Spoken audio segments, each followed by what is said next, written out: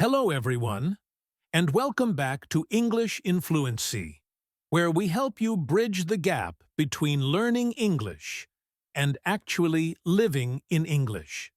I am your host, Alex, and I am so happy to have you here with me today because we are going to tackle one of the biggest and most frustrating challenges that intermediate learners face every single day. Have you ever been in a situation where you are listening to a native speaker or watching a movie and you feel like you are doing great, but then suddenly you miss one word, just one single word? And because you are trying to figure out what that word meant, you miss the next three sentences and suddenly you are completely lost.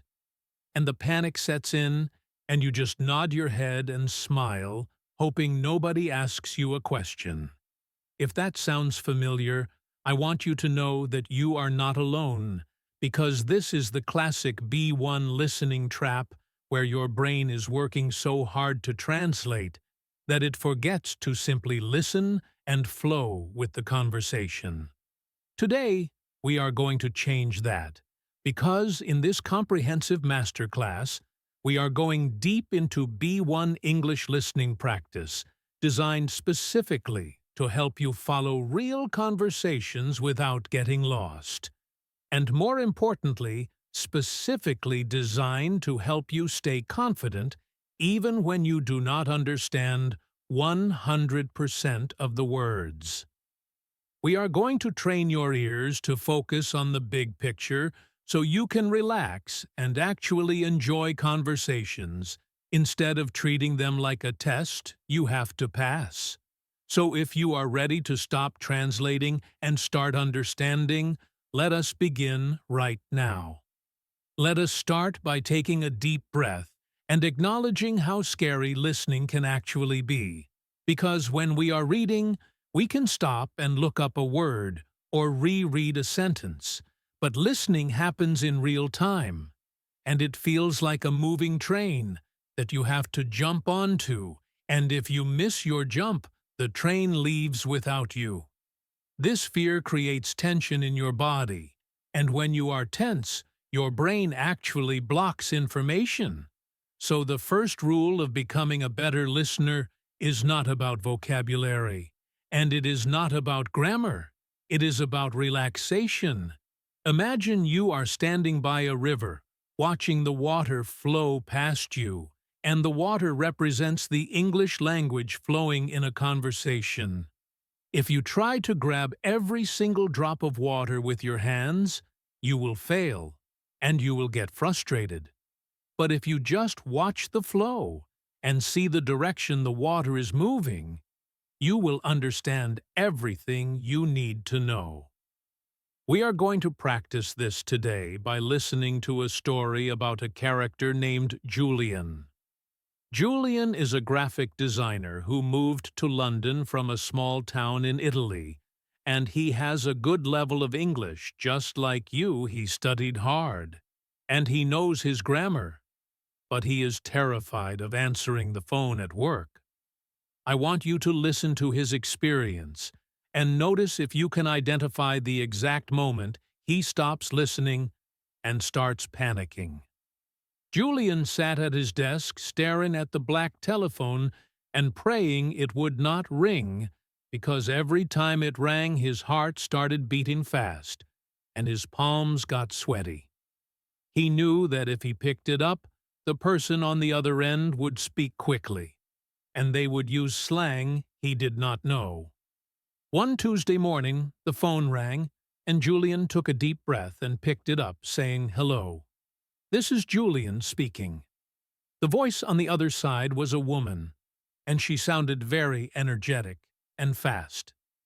She said, "Hey, Julian, this is Mara from the marketing department upstairs, and I was just wondering if you could possibly whip up a quick mock-up for the campaign launch by end of play today, because we are in a bit of a jam." Julian froze.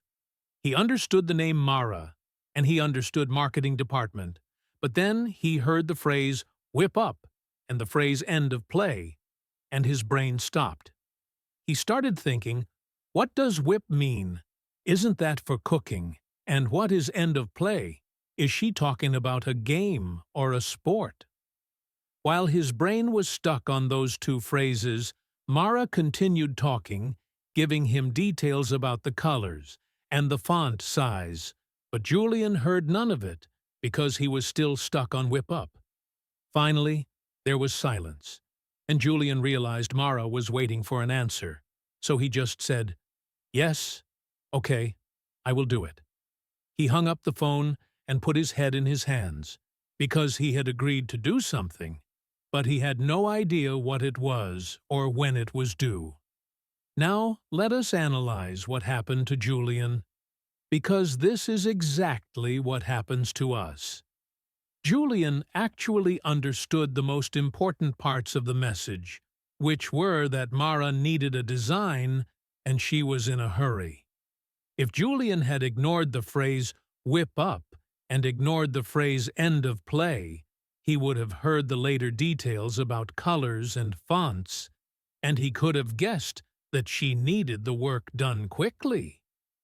The lesson here is that you must give yourself permission to ignore what you do not understand, so you can focus on what you do understand.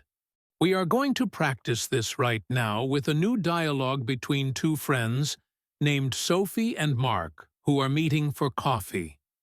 I want you to listen to their conversation, and I am going to include some difficult idioms and fast phrases.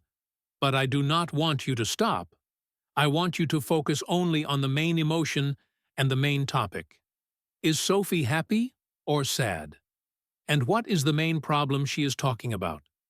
Do not try to translate every word, just float with the river of their words. Sophie slammed her bag down on the table and sighed loudly as she sat down across from Mark. Mark looked up from his phone and saw her face was red, and she looked exhausted. Mark said, "Wow, Sophie, you look like you have been through the ringer. What is going on with you today?" Sophie shook her head and said, "Honestly, Mark, I am just fed up with my landlord because he is constantly moving the goalposts. First he told me I could have a cat, and now he is saying the building has a strict no pet policy, which is total rubbish because I have seen the neighbor walking his dog every single morning." Mark took a sip of his coffee and said, "That sounds incredibly frustrating. Have you checked your lease agreement to see what it actually says in writing?" Sophie said yes. "I went through it with a fine-tooth comb last night, and it does not say anything about pets, which means technically I am in the clear.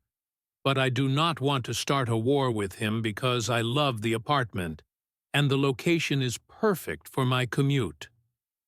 Mark nodded sympathetically and said, "Well, maybe you can try to sweet-talk him or offer to pay a slightly higher pet deposit to smooth things over because moving out right now would be a nightmare with the market the way it is." Okay, let us pause there and take a moment to breathe and check in with how you felt listening to that conversation. Did you feel a little bit of panic when you heard the phrase "through the ringer," or the phrase "moving the goalposts," or maybe "fine-tooth comb"? These are very common native expressions, but they are not necessary for you to understand a situation. Let us look at what you definitely understood. You understood that Sophie is angry because she slammed her bag and her face was red. You understood the word landlord and the word cat and the word dog, so you know the problem is about keeping a pet in her apartment. You understood that Mark suggested looking at the paper or the contract, and Sophie said she loves the apartment and does not want to leave. That is enough. You have followed the real conversation without getting lost. The phrase "through the ringer" just means she has had a difficult time, And moving the goalposts means changing the rules unfairly, and fine-tooth comb means looking at something very carefully. But even if you never learn those phrases, you still understood the story. This is the confidence we are building today. The confidence to say, I did not understand that idiom, but I know what is happening. Now, we are going to go deeper into this practice by simulating a situation where you are part of the conversation. I want you to imagine you are at a train station in a foreign city, and you are looking for the platform for the train to the airport. You approach a station guard to ask for help. I will play the part of the station guard, and I am going to speak to you a little bit fast, because in real life, people are busy, and they do not always slow down for learners. I want you to listen for the platform number and the time the train leaves. Those are your only two goals. Ignore the extra words and ignore the politeness, just find the number and the time. Are you ready? Here we go. Excuse me. You are looking for the Airport Express. Well, you just missed the one that pulled out. But do not worry. There is another one coming down the pike in about 15 minutes. It will be departing from Platform 9. Usually it is Platform 4, but there is some maintenance on the track today, so you need to go up the stairs and over the bridge to Platform 9. Did you catch the information? It went by very quickly, and there was a lot of extra information about maintenance and tracks and bridges. But the answer was 15 minutes and Platform 9. If you heard Platform 4, you might have been confused. But notice, I said, usually it is Platform 4, but today it is Platform 9. This is a common trap in listening, where we hear a number and we grab it immediately, but we need to listen to the context. Let us try another scenario this time, focusing on a workplace environment, because business English can often feel very intimidating with all the formal words and polite indirect phrases. Imagine you are in a meeting, and your boss named Mr. Henderson is giving instructions about a new project. Your goal is to identify what action you need to take. Do not worry about the reasons or the background history, just listen for what you need to do. Mr. Henderson stands up and clears his throat and says, "All right, everyone. Thanks for joining on such short notice. As you know, the quarterly projections are looking a bit grim, and corporate is breathing down our necks to trim the fat. So effective immediately, I need everyone to pause all spending on external contractors until we can audit the current budget. I know this is a hassle, and it might slow down the beta testing, but our hands are tied until we get the green light from finance." Okay, that was a lot of business jargon. We heard quarterly projections and trim the fat, and audit and beta testing.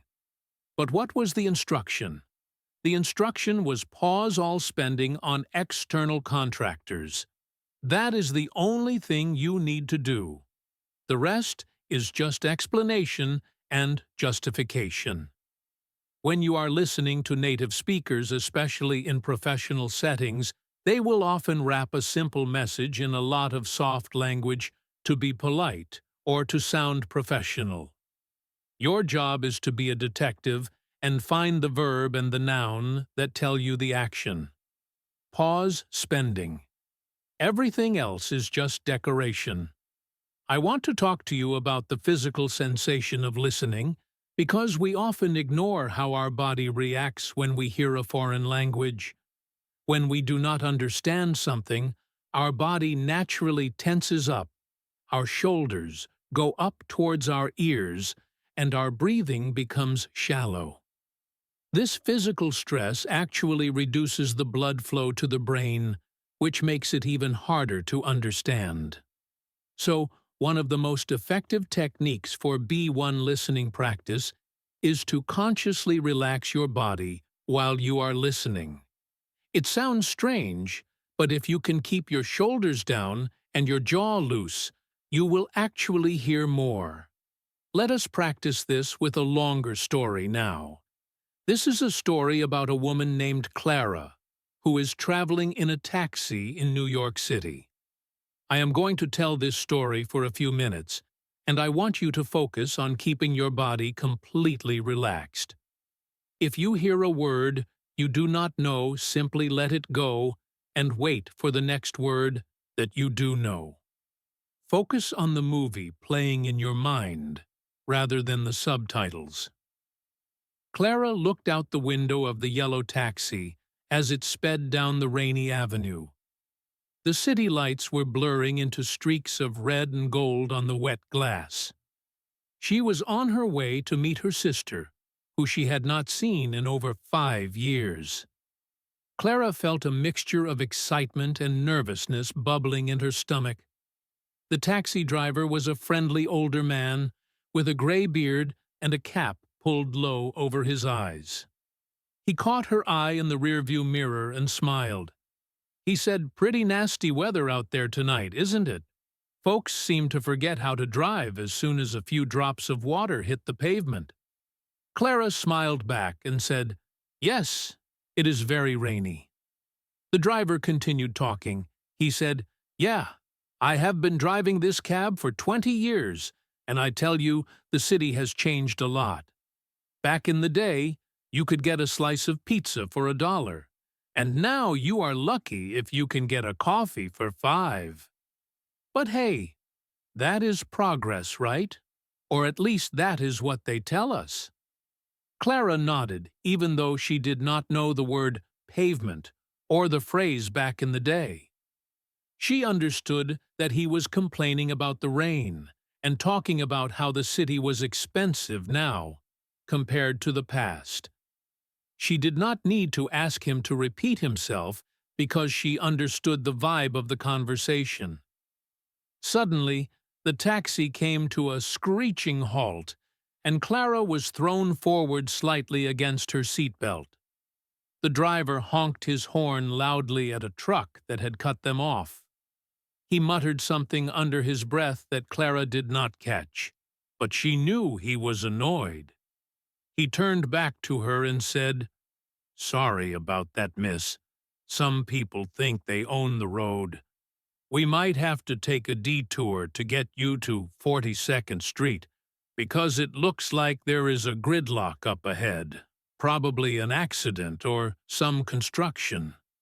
Do you mind if we cut through the park? It might add a few bucks to the meter, but it will save us sitting in this mess for an hour." Clara listened carefully.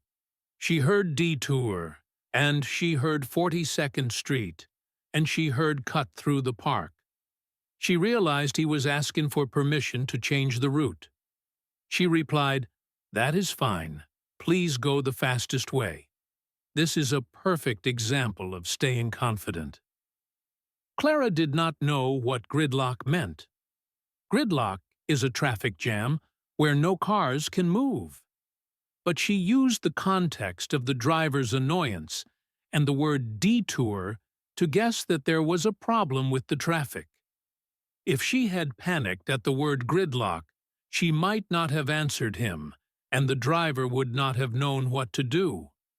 This skill of guessing from context is what linguists call tolerance of ambiguity. Ambiguity means uncertainty or lack of clarity. Successful language learners have a high tolerance for ambiguity. They are comfortable not knowing everything. They are comfortable being in a blurry situation. Poor language learners want everything to be crystal clear and perfect, and when it is not, they give up. I want you to be a successful learner. I want you to embrace the blur. Think of it like a camera lens focusing. Sometimes the background is blurry, but the main subject is sharp. In listening, the main subject is the message, and the background is the specific vocabulary. Keep your eyes on the message. Now let us try a different kind of listening practice, which involves emotional listening. Sometimes words can have two meanings depending on how they are said. In English, tone of voice carries about 40% of the meaning. We are going to listen to a short dialogue between a husband and wife, named David and Linda. They are talking about dinner. I want you to tell me if they are happy with each other, or if there is tension based on their tone and choice of words, even if the words themselves are simple. David walked into the kitchen and saw Linda standing by the stove, stirring a pot of soup. He loosened his tie and said, "Smells good. What are we having?" Linda did not turn around. She just kept stirring and said, "It is just leftovers from yesterday. Hope that is okay with you, since I did not have time to go to the market." David paused and sensed the sharpness in her voice. He said, "Leftovers are fine. I love your soup." Linda dropped the spoon onto the counter with a loud clatter and turned to face him. She said, "It is not about the soup, David. It is about the fact that you promised to go grocery shopping on your way home yesterday, and you forgot again." David sighed and rubbed his forehead. He said, "Look, I am sorry I got swamped at the office and it completely slipped my mind." Linda crossed her arms and said, "It always slips your mind when it is something for the house, but you never forget your golf game on Saturdays, do you?" In this scene, the vocabulary is quite simple, B1 level English. Leftovers, market shopping, forgot office. But the real story is in the emotion. Did you hear the sarcasm when Linda said, "Hope that is okay with you"? She was not really hoping it was okay, she was challenging him. Did you hear the defense in David's voice when he said, "I got swamped"? Swamped means very busy or overwhelmed. And the final accusation about the golf game tells us this is an ongoing problem in their relationship. If you listen to this with a flat robotic ear, you just hear two people discussing soup and golf. But if you listen with a human ear, you hear a marriage that is under stress. This is the level of listening we want to achieve, where you are connecting with the humans behind the language. When you focus on the emotion, it actually becomes easier to understand the words, because the emotion gives you a framework. You expect Linda to be angry, so when she says the word forgot, it makes perfect sense in the context. We are going to move into a slightly more academic topic now, just to stretch your brain a little bit. Imagine you are listening to a tour guide in a museum. This is a common situation for travelers, and it can be difficult because there are dates and names and historical facts. The key to anchor yourself to the timeline. Listen for words like before, after, during, and first. These words organize the information for you. Let us imagine we are standing in front of a large old painting of a king. The guide says, "Welcome to the Royal Gallery." The portrait you see here depicts King Henry VIII, who is perhaps the most famous monarch in English history, largely due to his 6 wives.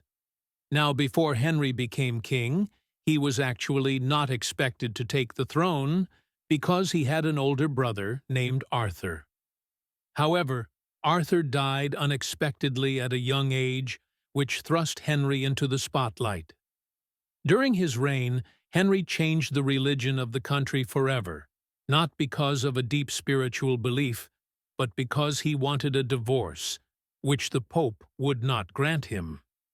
After his death, his daughter Elizabeth eventually became queen and led the country into a golden age. How did you do with that snippet? There were some complex words like monarch, depict, and thrust. But the timeline is clear. First, there was Arthur. Arthur died. Then Henry became king. Henry changed the religion to get a divorce. Then Henry died. Then Elizabeth became queen. By organizing the information chronologically in your head, you can ignore the descriptive words like unexpected or spiritual or golden age if you do not know them. You have the skeleton of the story. This technique is called mental mapping. As you listen, try to build a simple map or a timeline in your mind. Do not try to write down every word, just place the events in order. This keeps your brain active and focused on the structure of the information, which prevents you from getting lost in the details. Now that we have established that foundation, let us level up your skills, because the real world is not always just two people sitting in a quiet room talking slowly. The real world is noisy and messy, and full of people talking over each other. We are going to tackle the beast of group conversations, and we are going to unlock the mystery of different accents, so you can feel confident no matter who is speaking or how many people are in the room. If you have ever been at a dinner party or a work meeting and felt like a spectator watching a tennis match where the ball moves too fast for you to see, this section is exactly what you need. We are going to slow down that ball and teach you how to predict where it is going to land next. So get comfortable, take a deep breath, and let us step into the dynamic world of group listening. Let us start by visualizing a group conversation. When two people talk, it is like a game of catch back and forth, nice and easy. But when 3 or 4 people talk, it becomes a game of dodgeball. People interrupt, and people laugh at the same time, and sometimes 2 people start speaking at once, and then they both stop and say, "Sorry, you go first." This chaos is terrifying for a language learner because you do not know where to look or who to listen to. The secret to mastering this is not to try to listen to everyone at once, but to identify who holds the floor. The floor is an expression we use to describe the person who has the main attention of the group. Imagine a spotlight moving around the table. Your job is just to follow the spotlight. We are going to practice this with a scenario involving 3 friends named Liam, Sarah, and Mike, who are planning a surprise birthday party for their friend Jenny. I want you to listen to how the conversation moves between them and try to identify the main decision they make. Do not worry about the small jokes they make in between. Just find the decision. The 3 friends sat around a small kitchen table with a calendar open in front of them. Liam tapped his pen on the table and said, "Okay, guys, we need to nail down a date for Jenny's surprise bash, because next month is creeping up on us fast."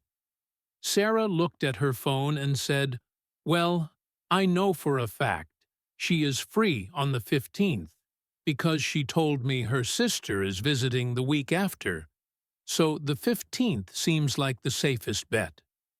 Mike, who was eating a sandwich, chimed in with his mouth half full and said, "Wait, hang on.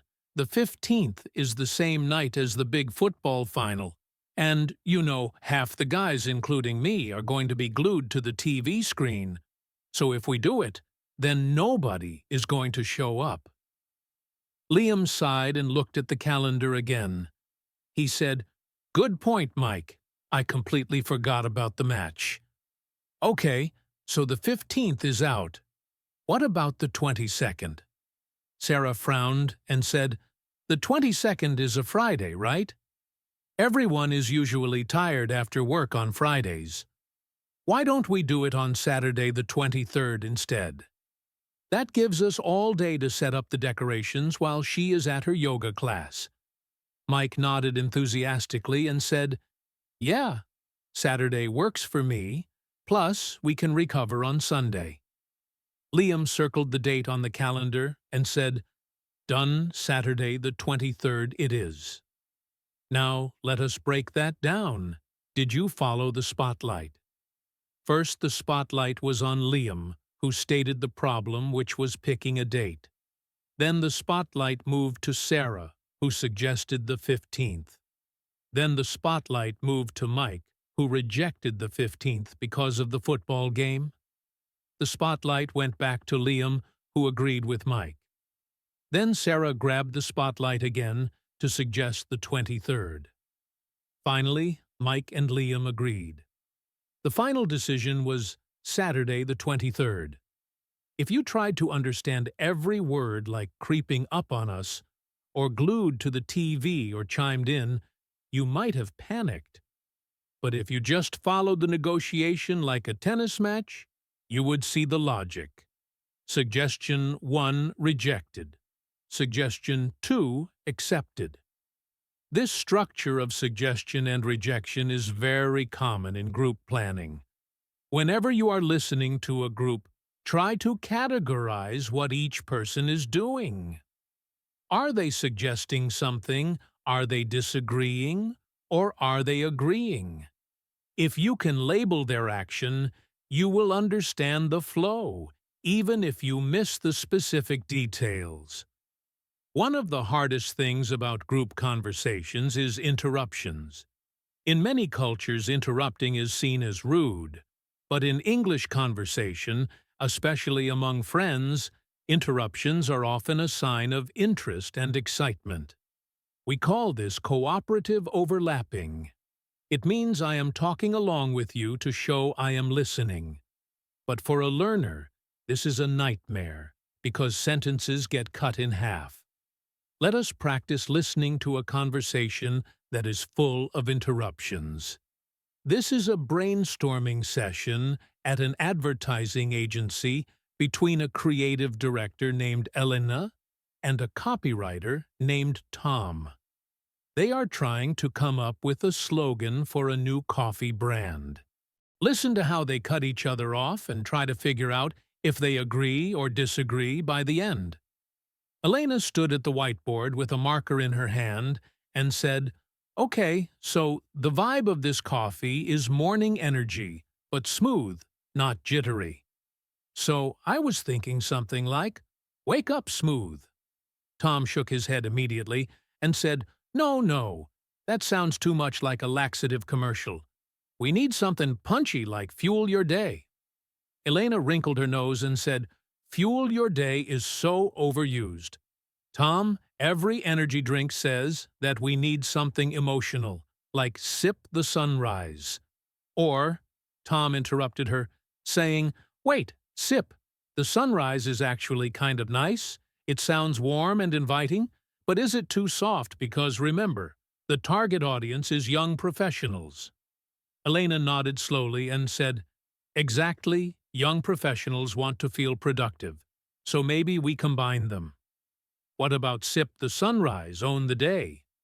Tom clapped his hands and said, "Yes, that is it, own the day gives it that power, but sip the sunrise keeps it premium." "I love it. Let us pitch that." In this dialogue, the interruptions were constant. Tom interrupted Elena to say her idea was bad. Elena interrupted herself to change her thought. Tom interrupted again to refine the idea. Did you notice how they used small words to steal the turn? Tom used words like no, and wait. Elena used words like exactly and what about. These are called discourse markers. They act like traffic signals telling you that the speaker is about to change direction or stop. When you hear wait or actually or hang on, it is a signal to shift your attention because a new idea is coming. If you hear exactly or totally or right, it is a signal that the current idea is being supported. Listening for these tiny signal words is often more important than listening for the big nouns and verbs because they tell you the relationship between the speakers. Now, I want to address a very big topic that scares many B1 learners, and that is accents. You might be very comfortable listening to me because I am speaking with a standard neutral accent, and I am articulating my words clearly. But the world is full of different accents. You might hear a Scottish accent or an Australian accent, or a non-native accent like French or Spanish speakers speaking English. The key to understanding accents is not to learn every single accent in the world, because that is impossible. The key is to be flexible with your vowels. Vowels are the sounds like ah, e, o, u. Accents mostly change the vowels. For example, in standard American English, we might say car with a wide open sound. In Australian English, it might sound a bit more like ka with a different shape in the mouth. In a Scottish accent, it might be shorter and sharper. When you hear a word that sounds strange, I want you to mentally stretch or shorten the vowel sound to see if it fits a word you know. Let us try a simulation. I am going to act out a short scene involving a hotel receptionist who has a slight French accent speaking English. I will change the rhythm and the stress of the words slightly. I want you to listen for the key information, which is the room number and the breakfast time. Do not get distracted by the melody of the voice, just focus on the facts. Here we go. Good evening, monsieur. Welcome to the Grand Hotel. I have your reservation right here. You are in room 312 on the 3rd floor. Here is your key card. The Wi-Fi password is on the little folder. Also, I must inform you that breakfast is served in the restaurant from 7 until 10:30 in the morning. Do you need any help with your bags? Okay, let us check what you heard. The room number was 312. The breakfast time was 7 to 10:30. The receptionist might have pronounced the th in 3 like a S sound saying sri or tree, or she might have said breakfast with a slightly different stress. But the context of a hotel check-in limits the possibilities. You know she is going to give you a number. You know she is going to give you a time. This expectation helps your brain tune the radio to the right frequency. Think of accents like different fonts. If I write the word hello in a standard font, you read it easily. If I write it in a curly handwriting font, it takes your brain a millisecond longer to recognize it, but once you see the pattern, you can read the whole letter. Listening to an accent is just learning to read a new font. The first minute is always the hardest. When you start talking to someone with a strong accent, do not panic if you understand nothing in the first 30 seconds. Your brain is just calibrating. Give yourself time. Ask them a simple question, like, "How are you doing today?" just to hear their voice, and let your brain adjust to their rhythm before you get into the complicated topics. This is a strategy called tuning in. Just like you tune a guitar, you tune your ears. We are going to move on to another advanced listening skill, which is understanding connected speech. In real life, we do not speak like robots. We do not say, "I am going to the store." We say, "I'm going to go to the store." We squash words together. We drop letters. Sounds disappear. This is called reduction. For a B1 learner, this is very difficult because you are looking for the word going, and you hear gonna. You are looking for want to, and you hear wanna. You are looking for did you, and you hear didja. I want to give you a drill right now. I am going to say a sentence in a fast, natural, reduced way, and then I will pause and say it clearly. I want you to try to catch the meaning during the fast version. Sentence number 1. What do you want to do tonight? Listen again. What do you want to do tonight? The clear version is, what do you want to do tonight? The sounds, what do you become? What do ya? This is incredibly common. If you learn to hear what do ya as one block of sound instead of 3 separate words, your listening speed will double. Sentence number 2. I should have told him earlier. Listen again. I should have told him earlier. The clear version is, I should have told him earlier. The words should have become shoulda. The words told him become told him, dropping the H. In English, the letter H is often very weak. We say tell him instead of tell him. We say ask instead of ask her. If you are waiting for the H, you will miss the word. Sentence number 3. Da you eat yet? Listen again. Da you eat yet? The clear version is, did you eat yet? The word did completely disappears and blends into you. This kind of extreme reduction happens all the time in casual conversations. The way to practice this is not by studying grammar books, but by shadowing. Shadowing means listening to a sentence and repeating it exactly as you hear it sounds, and all. If the speaker says, what do you say, what do ya? Do not correct their grammar. Mimic their sound. This teaches your ears to accept these blurry sounds as valid English. Now let us put all of these skills together in a longer, more complex narrative. This is a story about a misunderstanding at an airport. It involves stress background noise announcements and a stressful social interaction. This is the ultimate test for your B1 listening skills. I want you to relax your shoulders. I want you to focus on the plot. I want you to ignore the words you do not know. And I want you to try to feel the emotions of the character. The character is a young man named Leo, who is traveling to Tokyo for the first time. Leo stood in the middle of the busy terminal, clutching his passport so tightly his knuckles were white. The airport was a symphony of chaos, with announcements echoing over the loudspeakers and wheels of suitcases rumbling on the tile floor. He looked at the departure board, but the letters were flickering, and he couldn't find his flight number. He felt a tap on his shoulder and jumped. A security guard in a blue uniform was standing there looking stern. The guard pointed to Leo's backpack and said, "Sir, you can't leave your bag unattended like that. You need to keep it on your person at all times." Leo stammered an apology and swung his backpack onto his shoulder. He realized he had been so focused on the board, he had put his bag down on the floor without thinking. He muttered, "Sorry, I am just a bit lost.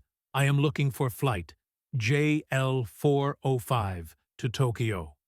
The guard's face softened slightly, and he said, "Oh, Tokyo, that is the international terminal.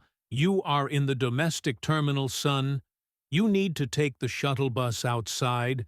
Usually it runs every 10 minutes, but I think there is a delay today because of the construction. You better hustle if your flight is soon." Leo's stomach dropped. He looked at his watch. He had only 1 hour before takeoff. He thanked the guard and sprinted towards the sliding glass doors.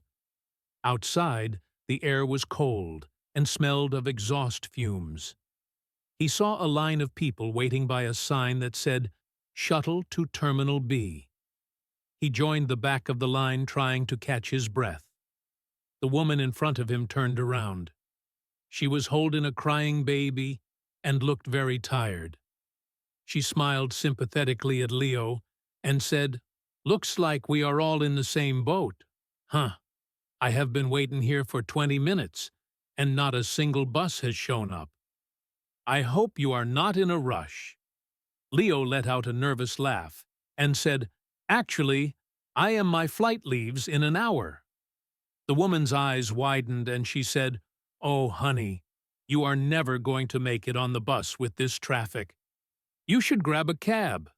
See that taxi stand over there, run for it." Leo didn't hesitate. He said, "Thank you so much," and ran towards the taxi stand. He jumped into the first cab he saw and yelled, "International Terminal, please, as fast as you can." Let us pause the story there. How did you do? This was a high-pressure situation. Did you catch the mistake Leo made? He was in the domestic terminal instead of the international terminal. Did you catch the advice the guard gave him? Take the shuttle bus. Did you catch the problem with the bus? It was delayed, and the line was long. And finally, what did the woman with the baby tell him to do? She told him to take a taxi because the bus would be too slow. This story had phrasal verbs like show up and phrasal verbs like run for it. It had idioms like in the same boat. In the same boat means we are in the same bad situation. But even without knowing that idiom, you understood the woman was also waiting, and she was helpful. You tracked Leo's movement from inside to outside, from the line to the taxi. That is successful listening. You tracked the physical journey. I want to highlight something about the emotional journey in that story. Leo started anxious. Then he felt fear when the guard tapped him. Then he felt relief when the guard helped him. Then he felt panic when he realized he was in the wrong place. Then he felt hope when he saw the bus line. Then despair when the woman said the bus was late, and finally determination when he ran for the taxi. If you can follow the emotional roller coaster, you are listening at a high level. Emotions are universal. Panic looks the same in every language. Relief sounds the same in every language. Use your emotional intelligence to fill in the gaps in your linguistic intelligence. If someone sounds urgent, look for the problem. If someone sounds relaxed, look for the joke. Let us do one more practice scenario focusing on clarification. One of the most important tools you have as a listener is the power to ask questions. Many learners are afraid to ask "Sorry, can you repeat that?" because they think it makes them look stupid. But actually, knowing how to ask for clarification makes you look confident and in control. We are going to listen to a conversation between a student named Maya and her professor. Maya does not understand the assignment. Listen to how she asks for help without just saying, "I don't understand." Maya knocked on the open door and stepped into the office.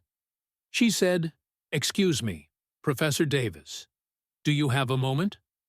The professor looked up from his computer and smiled, saying, "Sure, Maya, come in. What can I do for you?"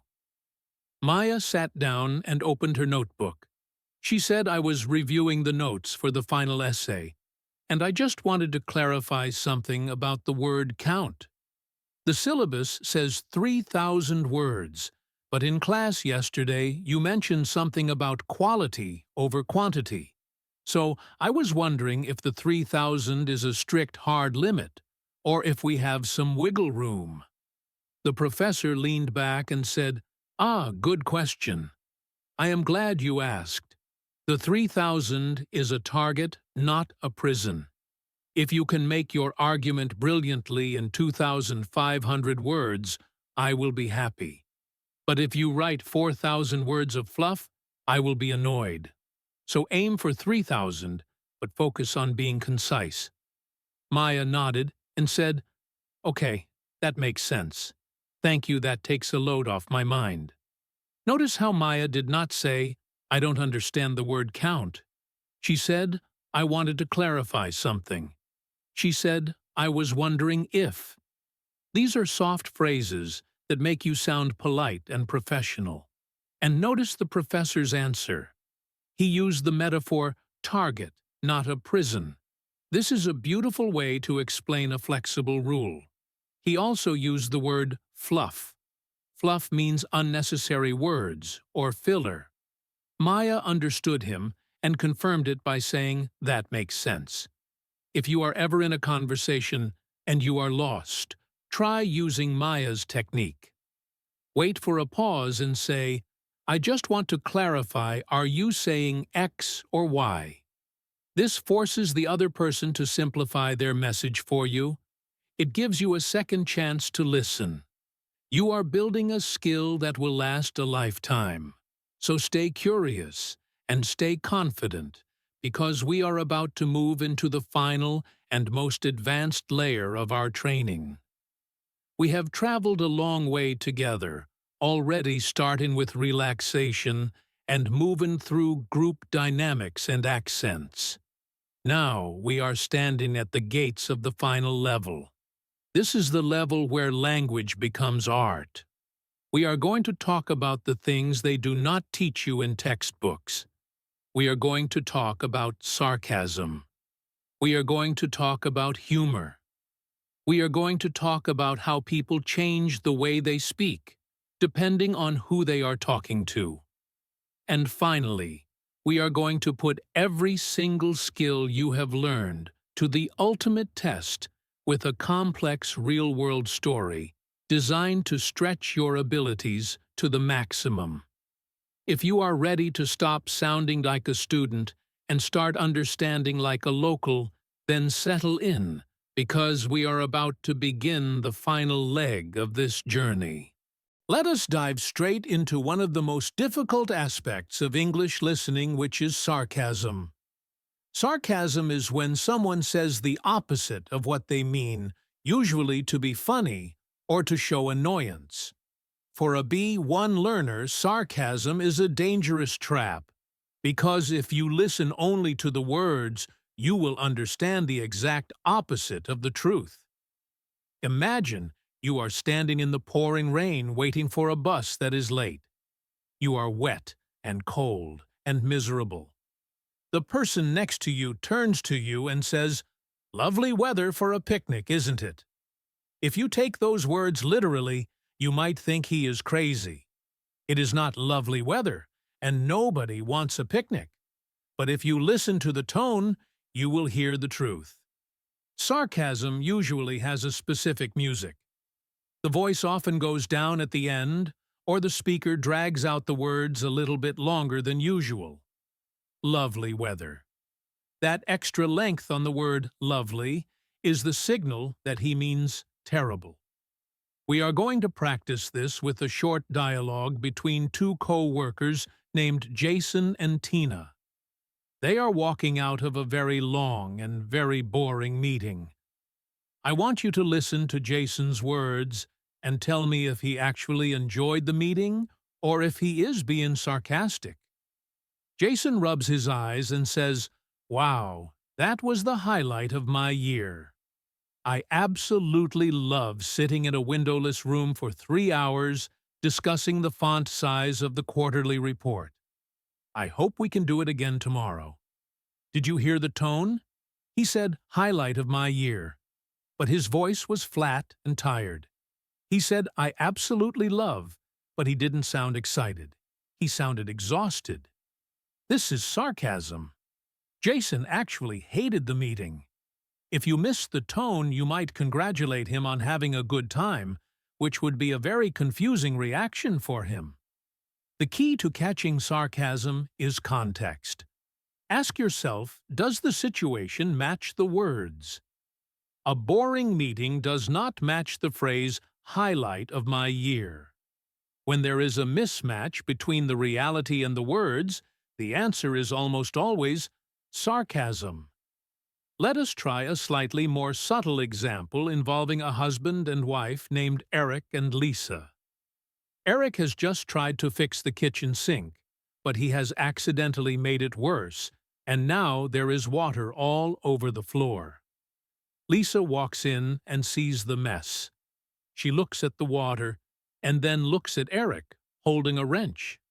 She says, "Well, you certainly have the magic touch, don't you?"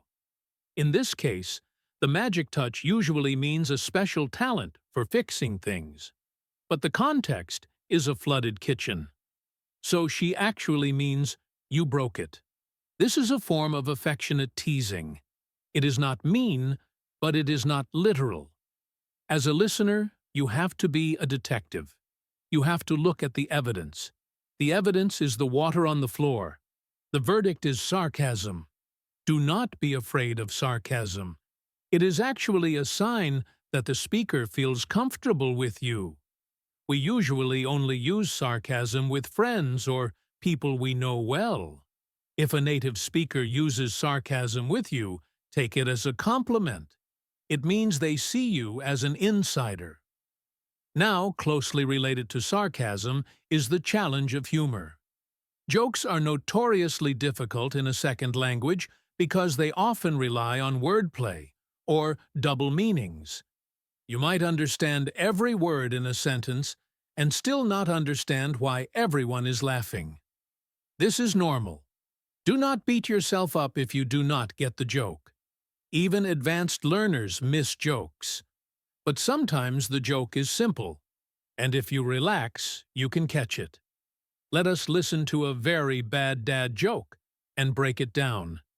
Imagine a father talking to his son. The father says, "I am reading a book on anti-gravity. It is impossible to put down." This is a play on the phrasal verb put down. To put down a book means to stop reading it. But gravity is the force that pulls things down to earth. So if something is anti-gravity, you literally cannot put it down physically. The joke connects the physical meaning with the reading meaning. If you are listening too hard for grammar, you will miss the connection. You have to let your mind play with the words. When you hear laughter in a group conversation, and you did not understand the joke, the best strategy is to smile and observe. Usually, someone will explain the joke or the conversation will move on. Do not freeze. Just stay in the flow.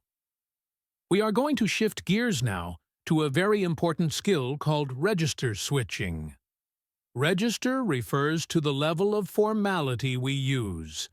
You do not speak to your boss the same way you speak to your best friend, and you do not speak to a police officer the same way you speak to a child. In English, we change our vocabulary and our grammar depending on the situation.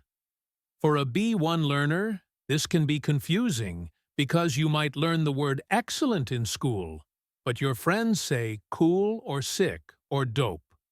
You might learn the phrase, "I am very tired," but your co-worker says, "I am beat," or "I am shattered." Recognizing these different registers is crucial for following real conversations. Let us do a comparison drill. I am going to tell you a story twice. The first time I will tell it as if I am speaking to a police officer reporting a crime. The second time I will tell the same story as if I am talking to my best friend at a bar. I want you to notice how the words change, even though the facts remain the same. Version 1, Formal Register. Officer, I was walking down Main Street at approximately 10:30 p.m. when I observed a vehicle moving at high speed. The driver appeared to lose control and collided with a parked car.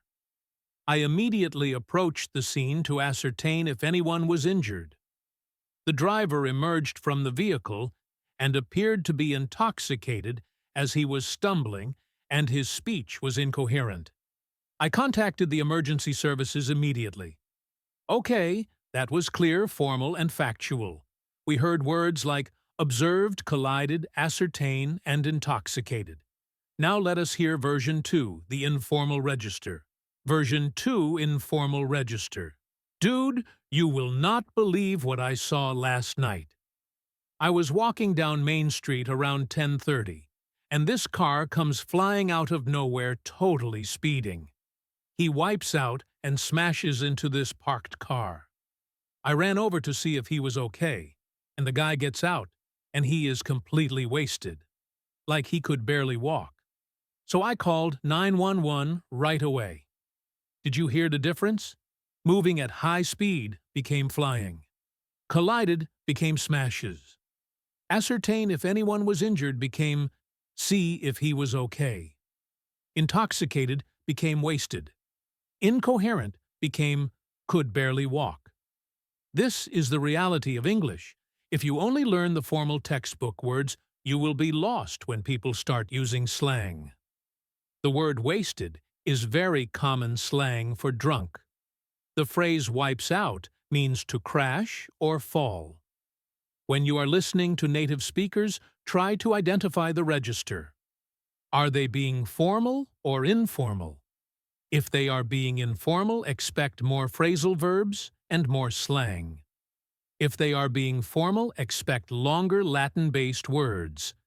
Knowing the context helps you predict the vocabulary. Now we are going to combine everything. We are going to enter the master listening scenario. This is a long story with multiple characters, different emotions, background noise, interruptions, sarcasm, and register shifting. This is the final exam. I want you to close your eyes if you can, and visualize the movie in your head. Do not try to translate. Just watch the movie. The story takes place at a busy restaurant on a Friday night. There are 4 friends having dinner. Mark, who is the loud and funny one. Sarah, who is the organizer. Ben, who is a bit anxious and complains a lot. And Julia, who is the peacemaker. They have just finished their meal, and they are waiting for the check. The restaurant was packed with people, and the sound of clinking glasses and laughter filled the air, making it hard to hear across the table. Sarah clapped her hands together and said, "Okay, guys, that was delicious, but we need to get moving if we want to catch the 10 o'clock movie." Ben looked at his watch and groaned. He said seriously, "Sarah, why do we always cut it so close? We have like 15 minutes to get to the theater and find parking. It is going to be a nightmare." Mark laughed and patted Ben on the back a little too hard. He said, "Relax, Benny boy, live a little on the edge. You are always such a worrywart. Besides, I know a shortcut that will get us there in 5 minutes flat." Sarah rolled her eyes and said, "Oh, great. Another one of Mark's famous shortcuts. Remember the last shortcut that ended up with us stuck in a muddy field for an hour? That was a brilliant navigation strategy. Mark really top-notch." Mark grinned, ignoring her sarcasm. He said, "Hey, that was an adventure. You guys have no sense of fun. Anyway, where is our waiter? I have been waving at him for 10 minutes. It is like I am invisible." Julia, who had been quiet until now, looked up and pointed. She said, "I think that is him over there talking to the manager. He looks a bit stressed. Maybe something went wrong in the kitchen." Ben sighed loudly and tapped his fingers on the table.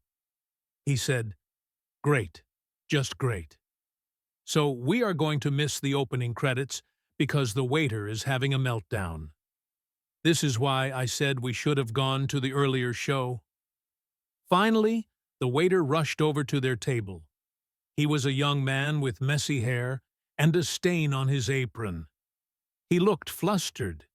He said, "I am so sorry, folks. We are incredibly short-staffed tonight, and the point-of-sale system just crashed, so we are having to do everything manually. It might take a few more minutes to get your bill printed." Sarah gave him a sympathetic smile and said, "Oh no, that sounds awful. Do not worry about it. We are in a bit of a rush, but we understand." Ben, however, was not so patient. He muttered under his breath, "Unbelievable." Mark kicked Ben under the table and whispered loudly, "Shut it, Ben. Be nice." Then Mark turned to the waiter and said, "No worries, buddy. Take your time." Or, "Hey, if the system is down, does that mean the meal is free? I mean, I am just asking for a friend." The waiter gave a weak smile and said, "I wish I could say yes, sir, but the boss is watchin' like a hawk. I will be right back with your check." As the waiter walked away, Julia leaned in and whispered, "Mark, you cannot ask for free food. The poor guy looks like he is about to cry." Mark shrugged and said, "I was just breaking the tension. You guys are so uptight. Look, the bill is coming right now. See, I told you everything would work out." Ben stood up and grabbed his jacket. He said, "Yeah, well, we still have to drive there. If we hit one red light, we are toast." Sarah grabbed her purse and said, "Okay, team, let us strategize. Mark, you pay the bill, since you have the cash, and we will pay you back later. Ben, you go start the car. Julia and I will go to the bathroom and meet you out front. Break." Okay, scene over. Take a deep breath.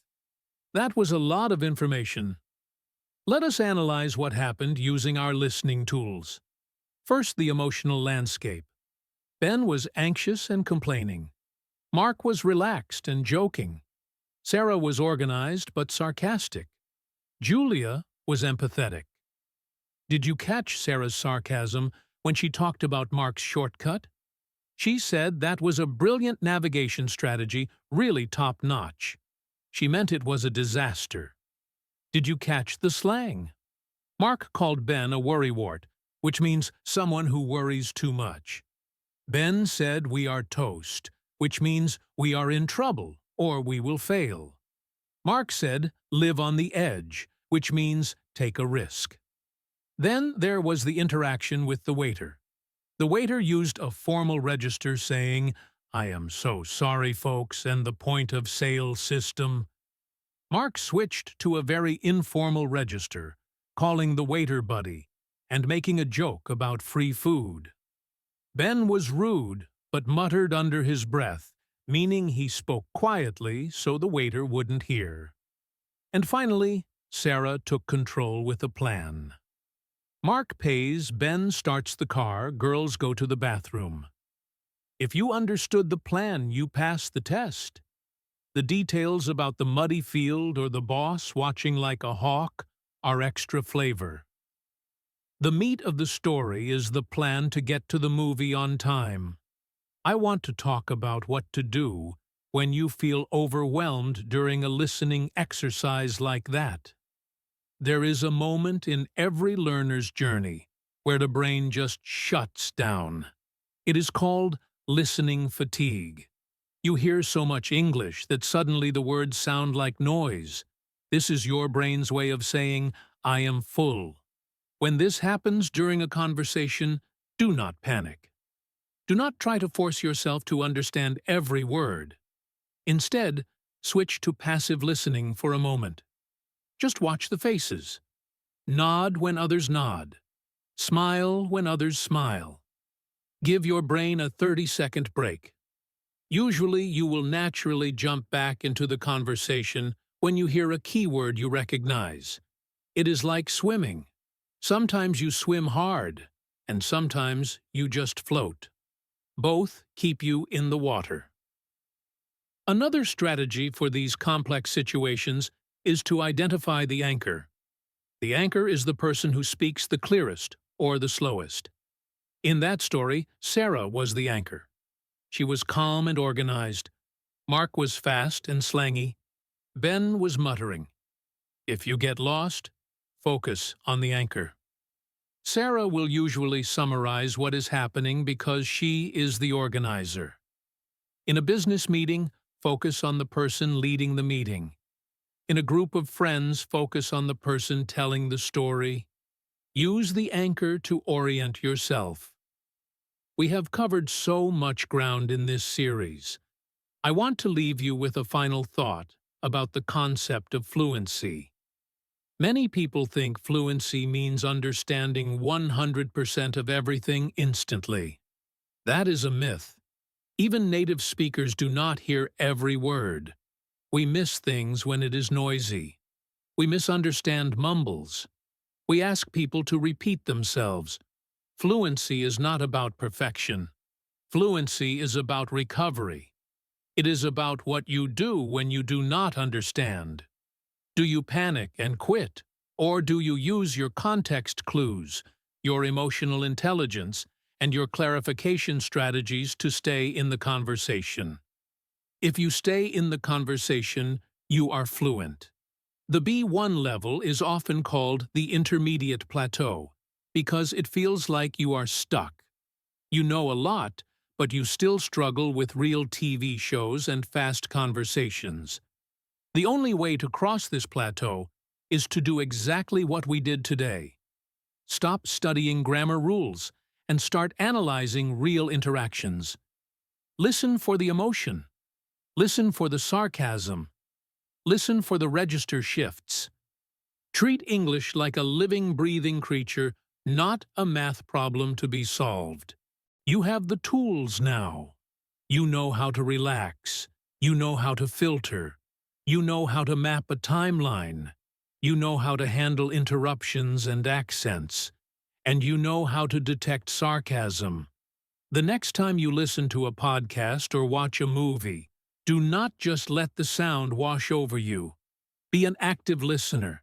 Pick one skill to practice. Say to yourself today, I am going to focus only on emotion. Or today I am going to focus only on linking words. By isolating these skills, you will build them up one by one until they become automatic. I want to challenge you to take action today. Go find a video on YouTube, maybe an interview with your favorite actor, or a clip from a comedy show. Listen to it once without subtitles. Just get the gist. Then listen to it again and try to identify the register. Is it formal or informal? Then listen a third time and look for connected speech. Where do the words blend together? This active repetition is the secret to growth. It is hard work, but the reward is the whole world opening up to you. Thank you from the bottom of my heart for joining me on this complete masterclass adventure. Creating these lessons for you is my passion because I know how much language can change a life. It changed mine, and I know it is changing yours. If you found this series helpful, please make sure you are subscribed to English in Fluency and share this channel with a friend who is also on the journey. We are a community of learners, and we are stronger together. Keep listening, keep practicing, and most importantly, keep believing in yourself. You are doing better than you think. This is Alex signing off. I will see you in the next lesson.